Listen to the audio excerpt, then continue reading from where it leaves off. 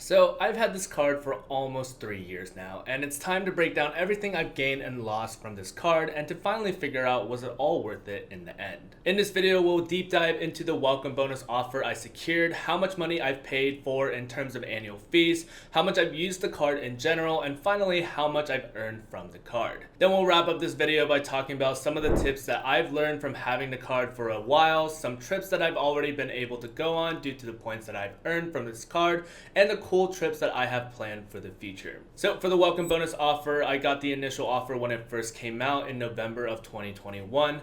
That offer was earning 100,000 Capital One miles after spending $10,000 within the first 6 months of account opening, and additionally you also earn a $200 Airbnb/Vrbo credit. At the time, since I was brand new into credit cards, I did some research through YouTube, which is one of the main reasons as to why I started posting credit card content myself. Because I thought to myself, hey, if they could do it, why couldn't I? At the time, people were talking about how the Venture X was a revolutionary card and that it was the best welcome bonus offer ever, so I decided to apply for it. Nowadays, the welcome bonus offer for the Venture X is the standard offer of 75,000 points after spending $4,000, although I've seen on Reddit posts of people receiving a 90,000 point offer in the mail, but that can definitely vary. Arguably, if you calculate the return on investment, I'd say that the standard offer is actually far better than my initial offer.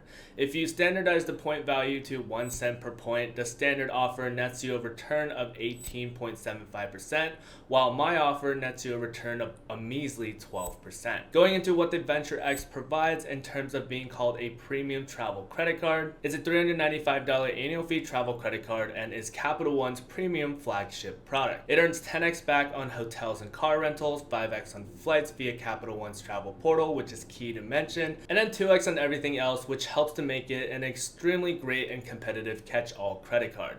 Its two main credits, which is a $300 annual travel credit through Capital One Travel, allows you to use this credit on flights, hotels, and or car rentals. And a 10,000 mile anniversary bonus when valued at 1 cent per point equals to roughly $100 in value towards travel, completely offsetting the $395 annual fee. Additionally, the card also comes with $120 worth of global entry/TSA pre-check credit, which used to be less, but global entry decided to raise their prices recently, and airport lounge access to not only Capital One's own small airport lounge network, but you do also get access to the Priority Pass, which provides 1,300 plus options worldwide, and Capital One's own luxury hotel and resorts collection, which they call the Premier Collection, which additionally provides some credits when booking through that, and additional credits to Prior and the Cultivist that may or may not be useful, as well as free additional card holders, which is definitely useful, but I'll go into detail as to why that is in a little bit. And to answer exactly how much I've paid for in terms of annual fees, because I've had the card for almost 3 years, in total I've paid $1,185 in annual fees. But again, because of the 2 credits that I've used completely over the past 3 years that help offset the annual fee completely, it's almost as if I've never given any money over to Capital One for owning the card for 3 consecutive years. Just solely based off that and having the additional benefits that I've been able to use, I definitely say that the card so far has been pretty worth it. Moving on to the question of how much I've exactly used the card, it's really hard to say. Mathematically, I've pulled all of my statement credits together over the course of the last 3 years, and I've gradually used the card less and less over year 1, year 2, and year 3. In total, for the 3 years of owning the card, $60,054.99 worth of transactions have gone through the card. Mind you, not all of these transactions were because of me, as I have strategically asked family members and friends if I could book their flights through Capital One's travel portal in order to get anywhere between 5x to 10x back on travel related expenses. And throughout me trying to complete the welcome bonus offer in year 1, I had help from my family to help offload some of the expenses for a new HVAC unit that my parents had bought through my card. Through spending though, I've accumulated a total of 384,860 Capital One miles, some of that in the form of referral bonuses that I've been graciously given through the support of you, the viewer that's been watching. Thank you. In terms of other usage that I've gotten out of the card that aren't purely money related, I've gotten to travel to all 3 current Capital One lounges in Dallas, Fort Worth, Washington, D.C., and Denver. Additionally, I've also gotten to travel to other Priority Pass related lounges all across the United States, whether it be the simplest, the club lounges in Charlotte, Baltimore, and Las Vegas, or more sophisticated ones like the Chase Sapphire Lounge at IAD or the Turkish Lounge at IAD. In terms of benefits, I get free food, a comfortable place to sit, and a shower if I truly need it. The free food alone saves me at least $20 every single time, since airport food is outrageously expensive. Additionally, I've also capitalized, see what I did there, on getting global entry, which also comes with TSA pre-check, so that I can get through airport security quicker and definitely get through global entry faster when I return from my trip to Asia that I have planned for later this year. And something that I mentioned towards the beginning of this video was the added benefit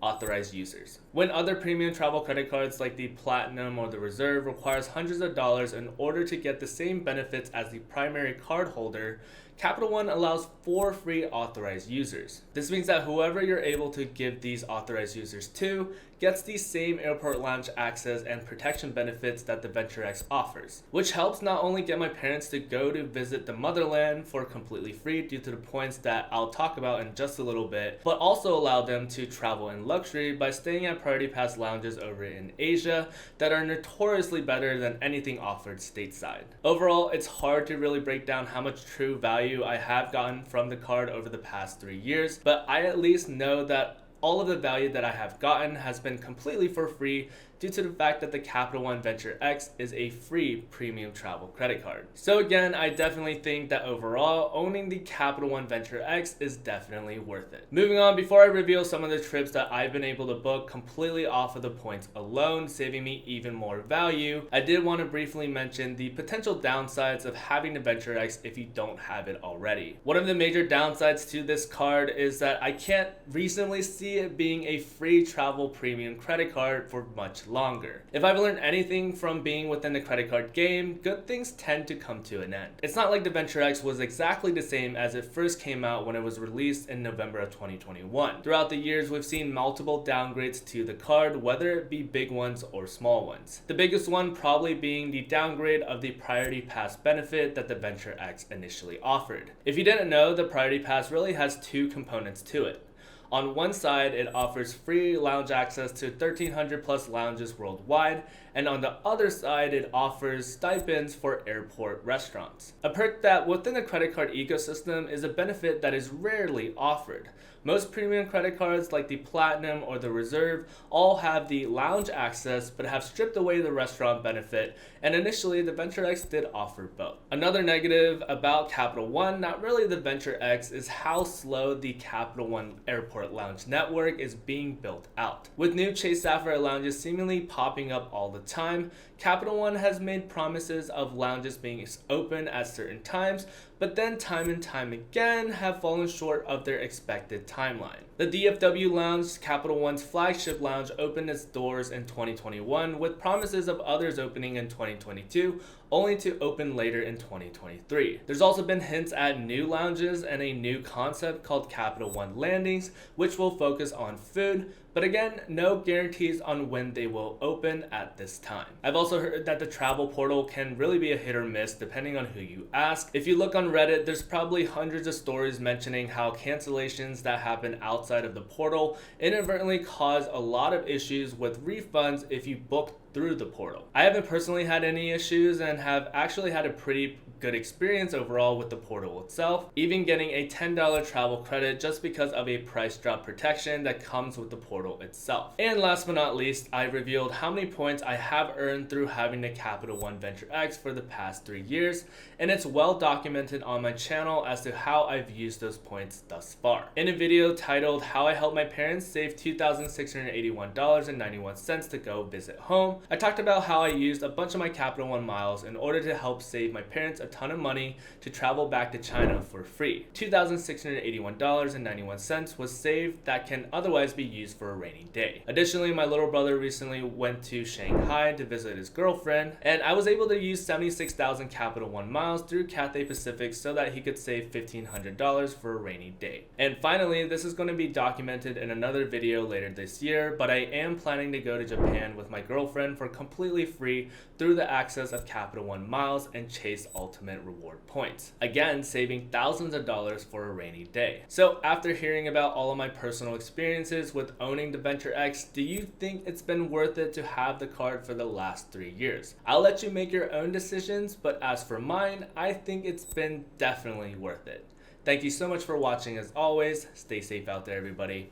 Peace. For those that are new to the channel, hi, my name is Eric. I generally talk about everything credit card related. The goal for this channel is to provide informational and meaningful financial related content that everyone everywhere can enjoy. So again, if you'd like to support that dream, make sure to hit that subscribe button. And with that all being said, thank you for watching as always. Stay safe out there, everybody. Peace.